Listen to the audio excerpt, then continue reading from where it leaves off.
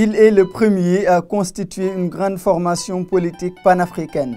C'est l'une des raisons pour lesquelles il est considéré comme le père du panafricanisme.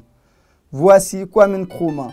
L'homme est né le 21 septembre 1909 au Ghana.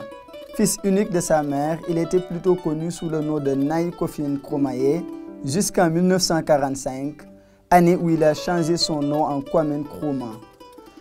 Âgé seulement de 17 ans, Nkrumah devient professeur stagiaire. Ses belles prestations lui ont valu d'être envoyé poursuivre ses études à Accra. Il sort de l'université et choisit de se rendre aux États-Unis en 1935 pour compléter ses études à l'université de Lincoln. Nkrumah obtient une licence en économie et en sociologie en 1939. Déjà aux États-Unis, le futur dirigeant du Ghana indépendant entame un militantisme associatif, dirigeant entre 1942 et 1945 une association des étudiants africains des États-Unis et du Canada. Nkrumah a enseigné l'histoire de la communauté noire à l'Université de Philadelphie. En 1943, il publie deux ouvrages intitulés Education and Nationalism in Africa and Towards Colonial Freedom. Il adresse dans ces deux ouvrages des critiques aux colonisateurs.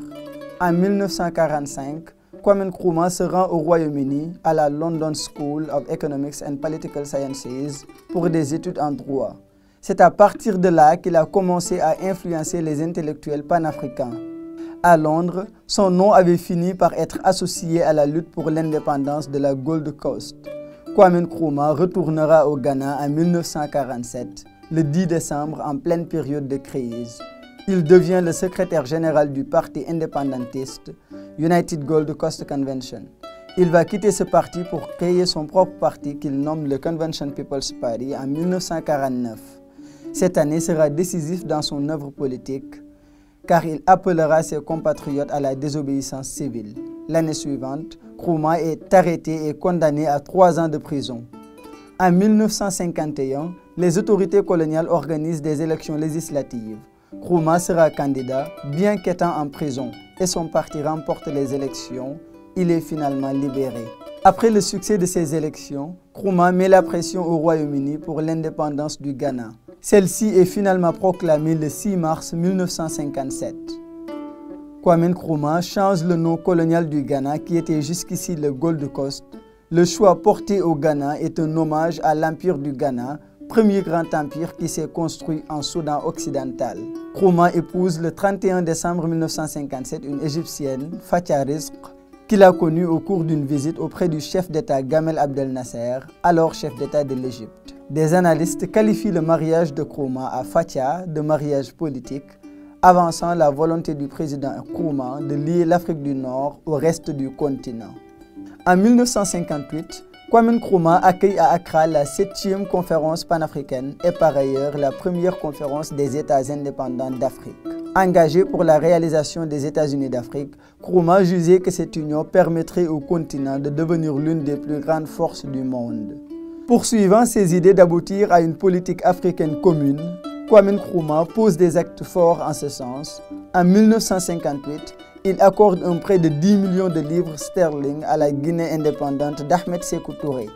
Nkrumah a également formé le 1er mai 1959 une union avec la Guinée, union que rejoindra plus tard le Mali en décembre 1960. Toujours dans cette logique panafricaniste, Nkrumah a participé à la rédaction de la charte de l'Organisation de l'Unité africaine.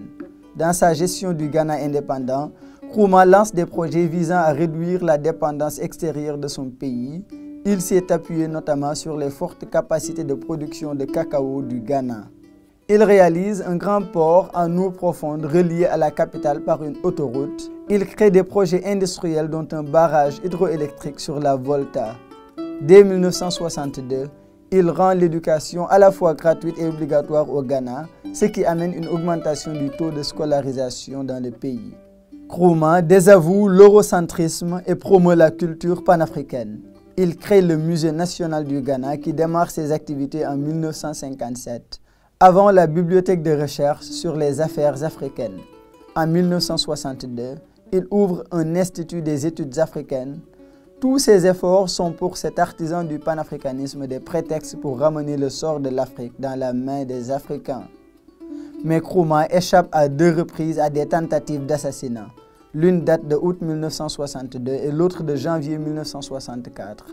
Ces événements ont affecté son régime et le poussent à emprisonner tous les parlementaires de l'opposition, censurer la presse et restreindre l'indépendance du pouvoir judiciaire. Nous sommes le 24 février 1966, quand un coup d'État militaire dirigé par le lieutenant-général Joseph Ankara renverse le régime de Nkrumah.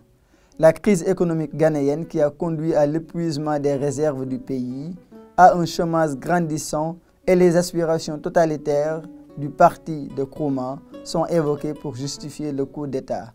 Il se réfugie alors en Guinée, chez son ami Sékou Touré, fondant dans ce pays d'exil une maison d'édition qui publie ses théories révolutionnaires et ses livres sur l'unité africaine.